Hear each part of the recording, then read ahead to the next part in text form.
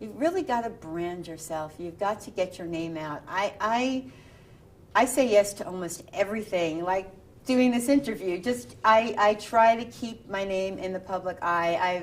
I'm lucky because I have an unusual spelling for my name, so people remember it a little bit more. But when I get quoted, anytime anyone wants to interview me for something, I say yes, so my name gets in front of people. And I've met, even years ago, I remember I met somebody from a major women's magazine, and she said to me, she said, "Oh my God, Daylle Deanna Schwartz, your name is everywhere. I know you.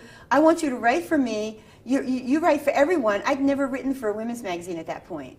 But she saw my name in so many places. So I blog, I write for Huffington Post, and I don't get paid for those things, but I do it because it creates name recognition. And I get some for BeliefNet, but it's certainly not what I should be getting. But I enjoy it. You got to follow your passion first and foremost. I love what I do, so I'm enthusiastic.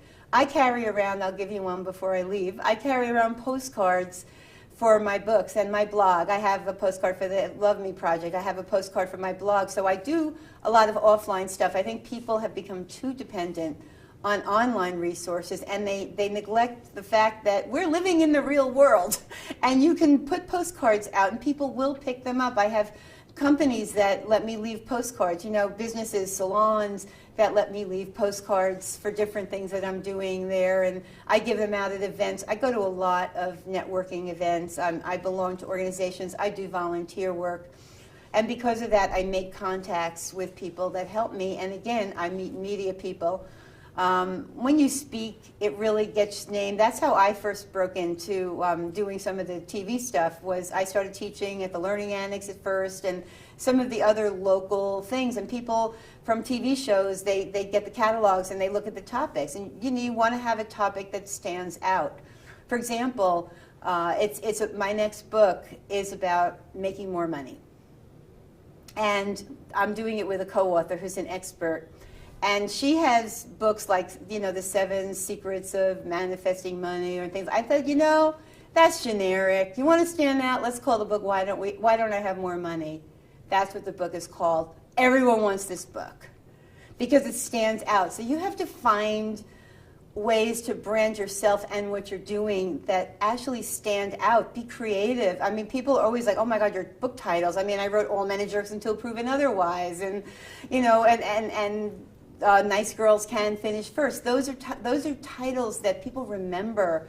But if you just write How to Be Successful, nobody's going to remember that. How to Be an Overachiever, nobody's going to remember that. But Nice Girls Can Finish First, that's something that people remember. All Men Are Jerks Until Proven Otherwise, forget about it.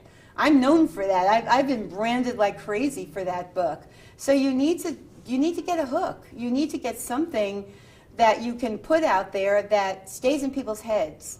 So then if a producer, once you get on one show, you can use that sometimes to, when I first started, there were more talk shows than there are now, but, and my publicist at my publishing house has helped me get on some of them, but I got on Oprah by sending a press kit.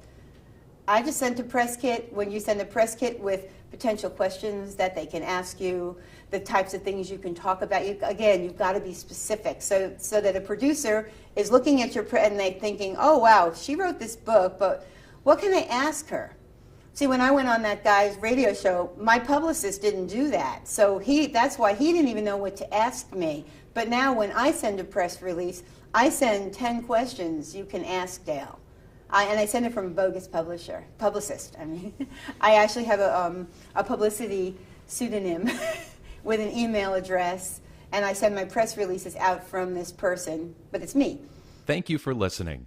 Please review our other available content for help writing, publishing, and marketing your book.